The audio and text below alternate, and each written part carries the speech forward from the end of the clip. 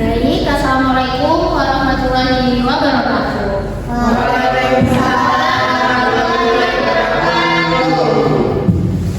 Yang saya hormati Ibu Intan selaku Kepala Desa Ramigundang, yang kami hormati Ibu Sintia SMMK selaku Kepala Puskesmas Desa Ramigundang, yang saya hormati Ibu Danisa selaku Ketua Rukun Tetangga Desa Ramigundang, yang kami hormati Saudari Dewi selaku Ketua Kelompok Perwakilan Mahasiswa FKM UNED, dan yang terakhir yang kami hormati Bapak Ibu sekalian yang telah hadir pada acara pagi hari ini. Puji syukur kami sampaikan kepada Tuhan Yang Maha Esa karena atas rahmat dan hidayahnya kita dapat berkumpul dalam acara musyawarah masyarakat desa pada pagi hari ini dalam keadaan sehat walafiat. Pada kesempatan kali ini saya Lutfiatul Habibah selaku moderator akan memimpin jalannya acara musyawarah masyarakat desa. Sebelum mengawali acara pada pagi hari ini, marilah kita membaca basmalah bersama-sama. Bismillahirrahmanirrahim. Baik, memasuki agenda selanjutnya yakni sambutan-sambutan. Sambutan yang pertama akan disampaikan oleh Ibu Intan selaku Kepala Desa. Kepada Ibu Intan, waktu dan tempat dipersilahkan.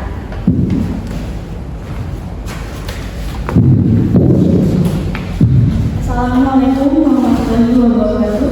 Waalaikumsalam warahmatullahi wabarakatuh.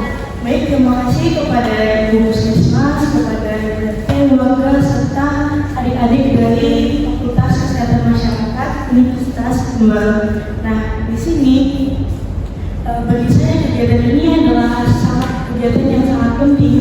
Gimana? Karena dengan adanya kegiatan ini kita bisa benar-benar tahu apa aja masalah yang terjadi di masyarakat ini, dan masyarakat tidak hanya dengan menerka-nerka apa saja masalah yang ada di sini. Saya berharap nanti hasilnya bisa menjadi bahan kebijakan desa, bahkan bisa dimasukkan ke dalam rencana kerja desa tahun depan. Nah, demikian dari saya. Terima kasih. Wassalamualaikum warahmatullahi wabarakatuh. Waalaikumsalam warahmatullahi wabarakatuh. Terima kasih atas sambutannya Ibu Intan. Sambutan selanjutnya akan disampaikan oleh Kepala Puskesmas Desa Ramigundang. Kepada Ibu Sintia, waktu dan tempat dipersilahkan.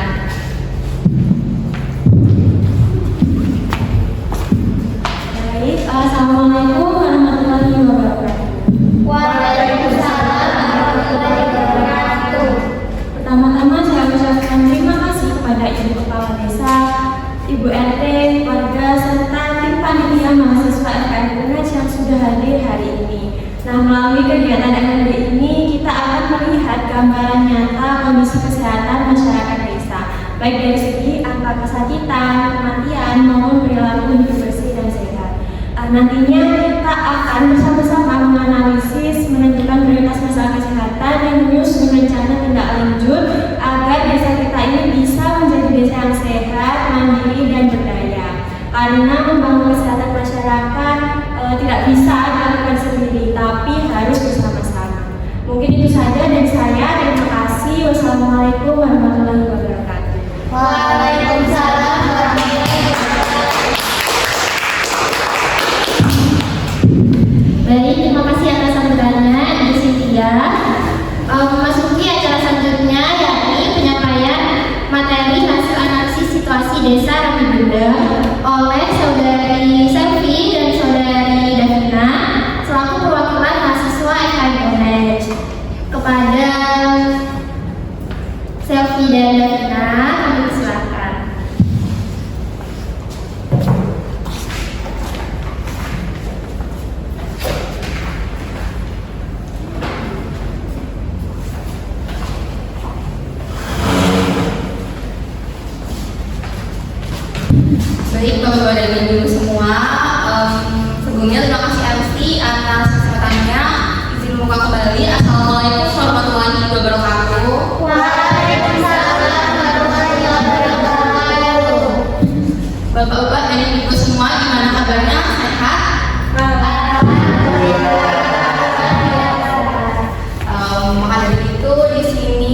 saya perwakilan dari Fakultas Kesehatan Masyarakat Universitas Jember akan menyampaikan hasil dari analisis situasi yang telah kami lakukan di Desa Migundang ini.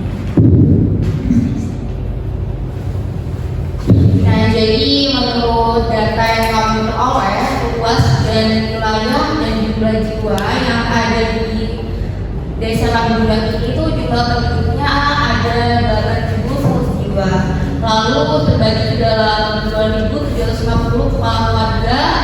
Untuk laki-lakinya berjumlah kurang lebih 3.950 jiwa dan perempuannya kurang lebih 4.150 jiwa dengan luas wilayah kurang lebih 870 hektar.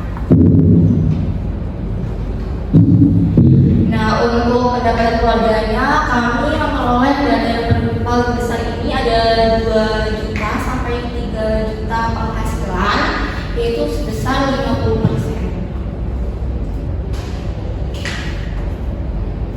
Nah, untuk status kesehatan masyarakatnya bisa dilihat di sini. Yang pertama, yang tertinggi adalah gigi, yang kedua ada ispa, yang ketiga anemia, dan selanjutnya ada masalah diare.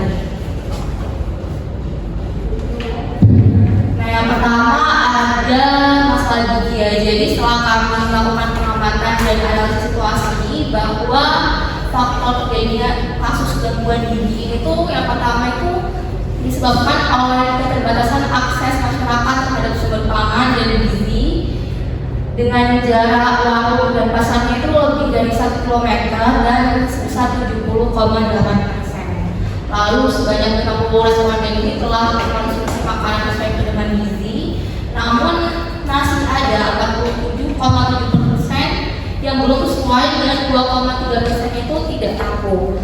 Lalu selanjutnya adanya tingginya rumah tangga yang masih belum mengolah air minum sebesar 32%.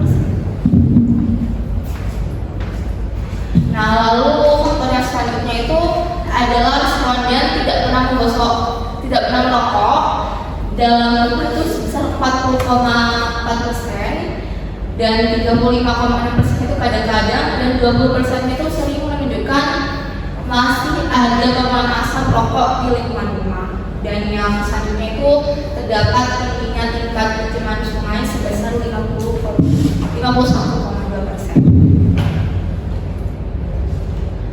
Lalu selanjutnya ini kami menemui adanya penyakit ispa. Lalu faktor penyebabnya setelah kami teliti itu yang pertama itu ada sebanyak 36% rumah tidak memenuhi syarat kebersihan, ventilasi dan pencahayaan. Nah, itu meningkatkan risiko penyakit pernapasan. Lalu yang kedua adanya pengelolaan sampah itu belum optimal. Meski 98% sampah itu dikelola, tapi 64% itu masih dibakar dan tidak ada yang tidak rumah. Lalu responden itu tidak pernah merokok di dalam rumah itu 44,4%, 35,6% itu kadang-kadang dan 20% itu sering. Jadi itu menunjukkan masih adanya pengeluaran asap rokok di lingkungan rumah. Lalu sanitasi itu juga belum rata, yaitu sebesar 48,7% masyarakat yang menyatakan sanitasi dan kebersihan belum memenuhi standar. Lalu untuk kebersihan kandang ternak itu masih kurang dan sebagian kandangnya masih kotor dan 91,67% tanpa saluran pembuangan. Nah, itu berpotensi menimbulkan penyakit zoonosis. Nah, lalu masalah yang selanjutnya itu adalah masalah anemia. Setelah kami teliti bahwa masyarakat kami Migundang itu mengonsumsi makanan itu belum sesuai dengan pedoman gizi. Nah, jadi ini tuh sebesar 47,7% masyarakatnya itu belum sesuai pedoman gizi konsumsinya itu. Lalu ada tingkat pencemaran sungai sebanyak 51,2%. Lalu rendahnya penyuluhan terkait PHBS di Desa Migundang ini tuh sebanyak 85,75%. Respon ini menyebutkan tidak adanya penyuluhan dan PHBS di Desa Migundang ini. Lalu seperti yang saya katakan tadi, adanya keterbatasan akses pangan dan gizi. Lalu ada sebanyak 67,3% siswa ini selalu menggunakan gadolium dan 24,5%. Baik, untuk penyakit yang selanjutnya itu kami menemukan penyakit anemia yang disebabkan oleh individu yang tidak pernah memeriksakan kadar hemoglobin sebesar 30%. Lalu kami menemukan keberadaan faktor ini masih tinggi, yaitu sebesar 40%. Rumah terdapat nyamuk dan lalat, namun hanya 2% yang melakukan pembasmian. Nah, ini tuh bisa meningkatkan risiko DBD dan penyakit pencernaan. Lalu yang selanjutnya itu tingginya rumah tangga yang masih belum mengolah air minum sebesar 32%, dan tingginya individu yang mengalami diare ini sebesar 16%. Nah, lalu yang selanjutnya ada penyakit diare yang pertama faktor penyebabnya itu adalah tingginya tingkat pencemaran air sungai yang berada di desa Ramigundang ini, yaitu sebesar 51,2%, dan masyarakatnya itu masih belum melakukan buang air besar di sungai sebesar 13,6%, dan MCK sebesar 86,4%.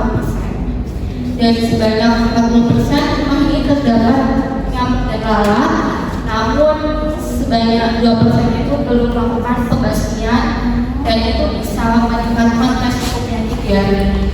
Dan sebesar 32% masyarakatnya itu belum mengolah air minum dengan baik. Nah, lalu faktor penyebab dari penyakit diare yang selanjutnya sebanyak 64% rumah terdapat tikus, dan 90%-nya itu masyarakat ini belum melakukan pembasmian, dan hanya 44% rumah memiliki SPAL, sisanya mereka membuang limbah sembarangan, dan sanitasinya juga masih belum rata, yaitu sebesar 48,7%. Masyarakat menyatakan bahwa sanitasi dan kebersihan yang ada di desa Ramigundang ini tuh belum memenuhi standar. Ya, materi hasil dari analisis situasi yang telah kami lakukan di desa Ramigundang ini untuk permasalahan tersebut, apakah Bapak dan Ibu sekalian juga merasakan nih? Atau mungkin Bapak dan Ibu sekalian mau menambahkan masalah yang belum kami cantumkan di slide kami?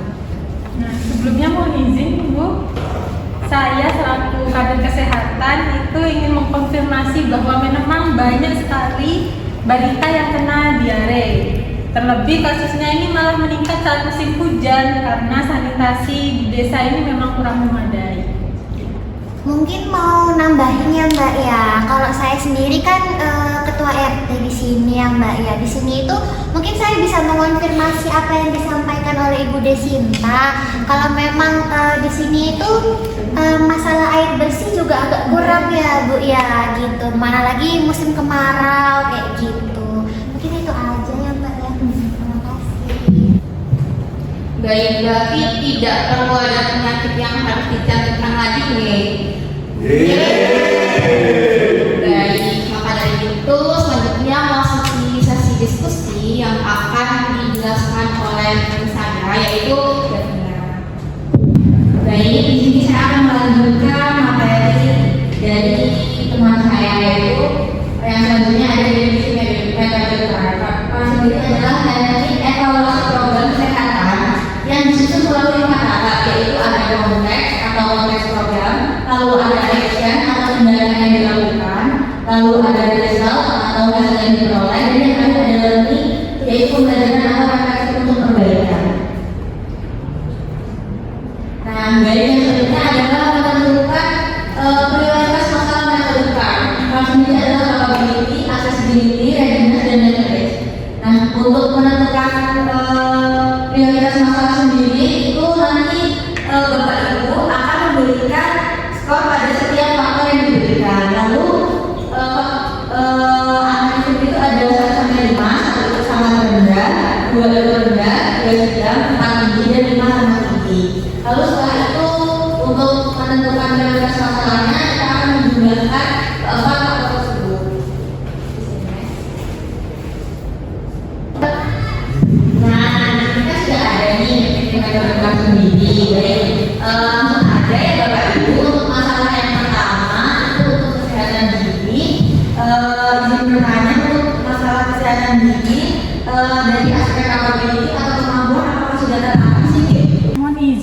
maksudnya dapat diatasi ini yang seperti apa nih? Maksudnya itu dalam hal sumber dayanya seperti dana, sarana, dan prasarana. Mungkin secara dana tersedia dan juga secara sarana dan prasarana juga sepertinya memungkinkan. Baik, kepada Bapak Ibu jika diberi angka 4 skornya, apakah setuju semua?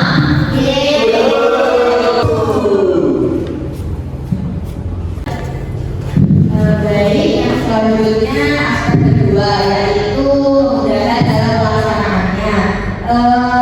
Di sini kira-kira Bapak Ibu menginginkannya deh untuk pelaksanaannya itu apakah dapat dilakukan? Untuk pelaksanaannya ini sepertinya masih bisa dilakukan ya, tapi perlu kekompakan semua masyarakat gitu untuk melakukannya.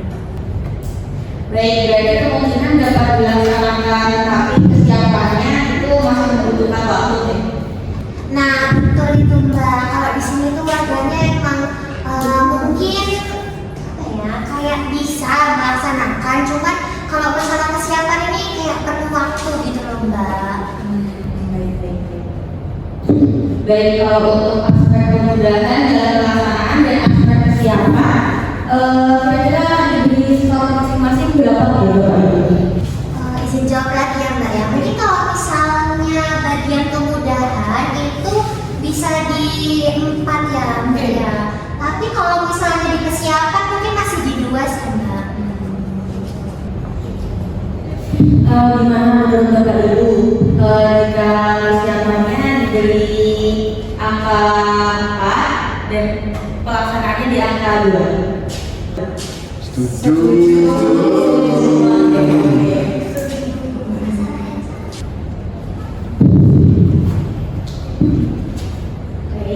Untuk yang terakhir ini aspek masalah ini sangat berpengaruh bagi kesehatan Bapak Ibu.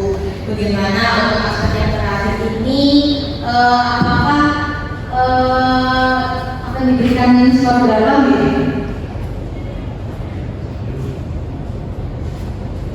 Kalau yang terakhir itu tadi apa Mbak untuk yang aspek terakhir? Sangat berpengaruh bagi kesehatan Bapak Ibu.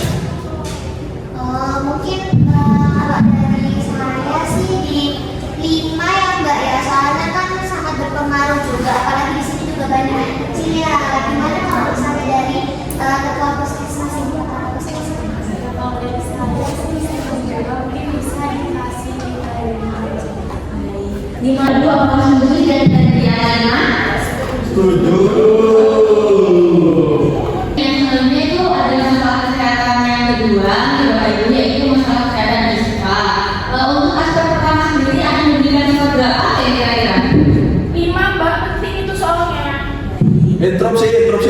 Menurut saya dari segi pengaruh sumber daya atau ketersediaan sumber daya itu 3 untuk desa ini. Baik, apakah ada pendapat lain Bapak Ibu? Setuju 3 Mbak. Baik, berarti laporan 3 dari sana. Baik, untuk aspek kedua kira-kira skornya berapa ya Bapak Ibu? Masalah apa ya itu Mbak? Aspek 2 ini. Mudahan Bapak Ibu.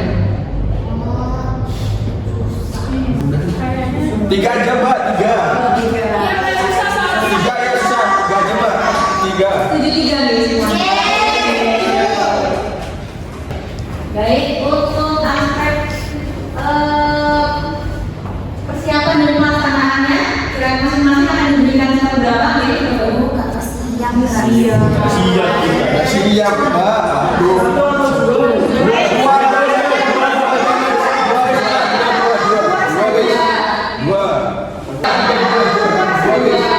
Dua. Untuk yang selanjutnya pasangannya, untuk ini sangat berpengaruhnya sama Bapak Ibu. Oh bahagia kan Mbak?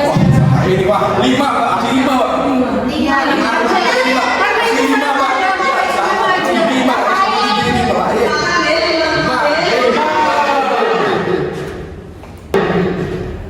Nah, baik yang selanjutnya itu masalah kesehatan yang kedua itu anemia Bapak Ibu. Baik untuk aspek yang pertama pendidikan kemampuan kira-kira akan diberikan skor berapa menurut Bapak Ibu? Bapak Ibu.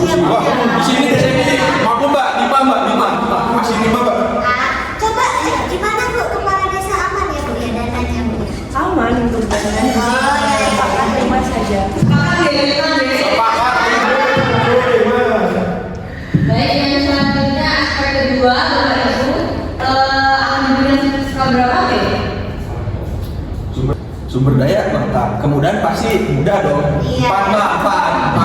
Kasih 4 lah. Masih aman, masih aman. Baik, kita sepakati di skor 4 ya. Selanjutnya untuk aspek ketiga, Bapak Ibu, bagaimana? Untuk saya juga aspek 3 ya, maaf lupa, udah tua soalnya. Untuk aspek 3 sendiri itu adalah siapa dan pasangannya.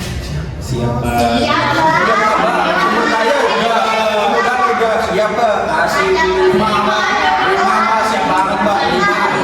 5. Untuk yang terakhir, apakah masalah ini sangat berpengaruh bagi kesehatan Bapak Ibu? Oh bahaya itu Mbak. Kasih 4 Mbak. Kasih 4 aja.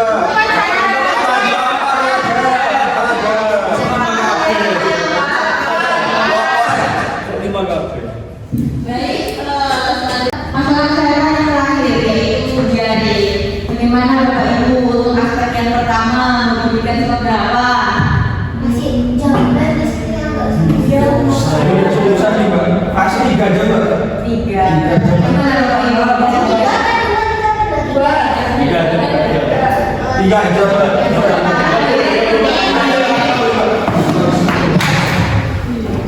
Baik, untuk aspek yang kedua, Bapak Ibu gimana? Mau diberikan skor berapa nih yang kedua? Sudah. Oh nggak ada sumber dayanya apa Mbak? Kasih Mbak, sama Mbak. 3.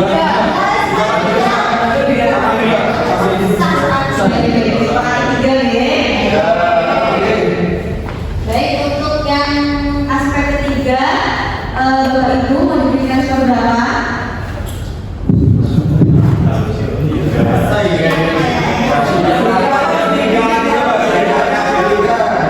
Kasih 3 lagi Mbak. 3 lagi. Baik, kesempatan 3. Baik, yang terakhir untuk masalah ini apakah sangat berpengaruh bagi kesehatan Bapak Ibu? Untuk skornya Bapak Ibu.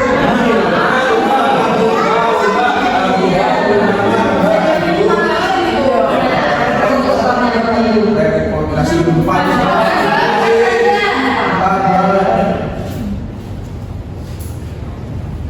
Baik, yang selanjutnya kita akan menghitung masalah prioritas ya.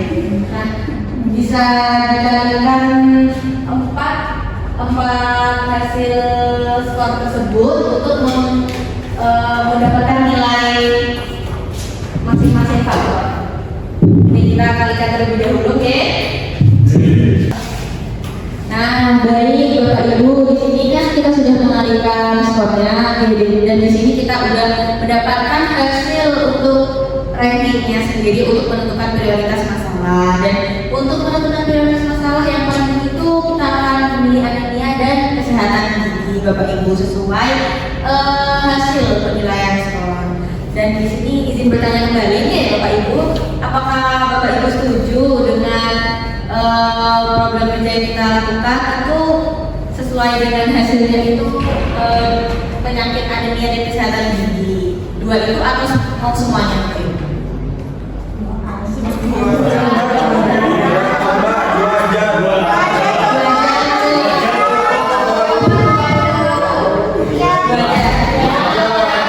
Baik, sudah kita sepakati ya untuk menentukan masalah kesehatan yaitu di ranking 1 anemia dan yang kedua adalah kesehatan gigi.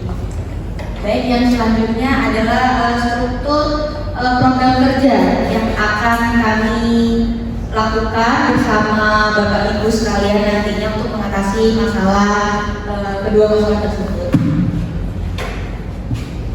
Baik, struktur kerja ini sendiri itu menunjukkan alur kerja dari tingkat pengarah hingga pelaksana di lapangan. Pengarahnya sendiri yaitu ada kepala desa yang paling atas, lalu yang kedua itu ada kepala puskesmas. Jadi setelah mendapat arahan dari kepala desa, lalu kepala puskesmas berperan sebagai koordinator teknis bidang kesehatan.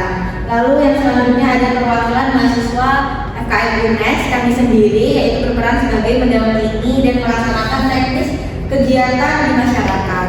Lalu yang selanjutnya ada kader kesehatan yang menjadi pelaksana utama di lapangan dan berinteraksi langsung dengan para warga. Dan di tingkat bawah ini itu ada warga, perwakilan rumah dan ibu RT yang berperan aktif dalam mendukung serta menjalankan program kesehatan di masing-masing. Baik, yang selanjutnya itu ada rekomendasi kegiatan program penanggulangan anemia dan kesehatan gigi dari kami. Untuk yang pertama, untuk anemia sendiri itu bisa pemberian tablet tambah darah Bapak Ibu dengan cara diberikan secara rutin kepada remaja putri dan ibu hamil melalui posyandu dan sekolah animal 1 kali dalam seminggu. Lalu yang kedua itu ada program kebun gizi dari Sarapan Sehat. Jadi dengan cara pengembangan kebun desa berisi sayuran kaya gizi bersih serta kampanye sarapan sehat setiap hari di sekolah dan kegiatan desa. Dikarenakan anemia sendiri membutuhkan zat besi ya Bapak Ibu. Lalu yang selanjutnya itu ada penyuluhan dan edukasi kesehatan gigi dan mulut, yaitu dilakukan minimal 1 kali dalam setiap bulan di sekolah dan posyandu. Yaitu dengan cara jadi diajarkan untuk cara mengikat gigi yang benar dan pencegahan gigi berlubang. Lalu yang terakhir itu ada program sikat gigi massal di sekolah. Nah, program ini kegiatannya rutin setiap bulan dengan pendampingan guru dan kader kesehatan untuk membentuk kebiasaan menjaga kebersihan gigi sejak dini. Begitu Bapak Ibu. Apakah ada program dari kami masukan dari Bapak Ibu untuk program yang kami berikan? Bisa kan Mbak? Bisa. Ya, iya boleh ya, bisa ya. Mungkin dari kepala desa apakah dananya aman? Dari saya program tersebut sudah bagus dan saya sanggup untuk mendanai program tersebut.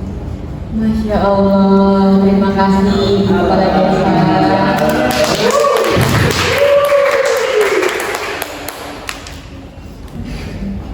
Baik, kita sepakati untuk program akan dilaksanakan sesuai yang sudah saya dan teman-teman saya paparkan.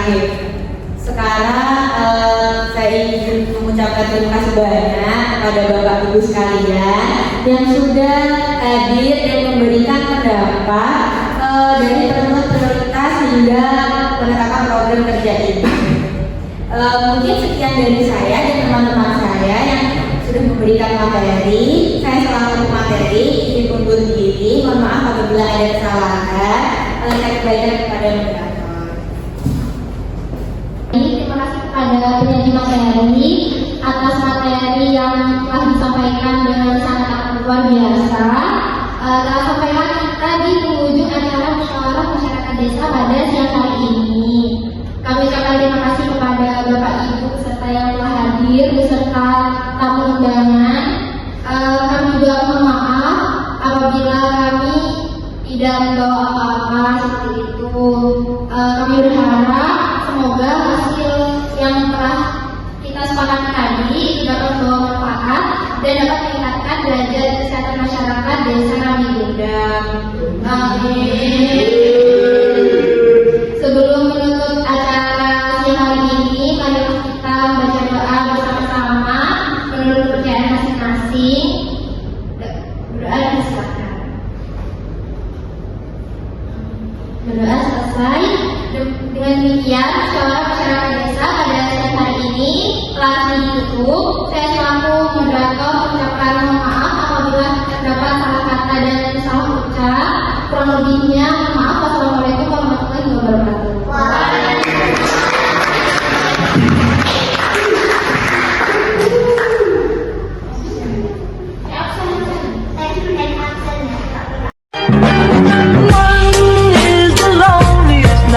That you'll ever do. Two can be as bad as one. It's the loneliest number since the number one. One is the loneliest number that you'll ever do.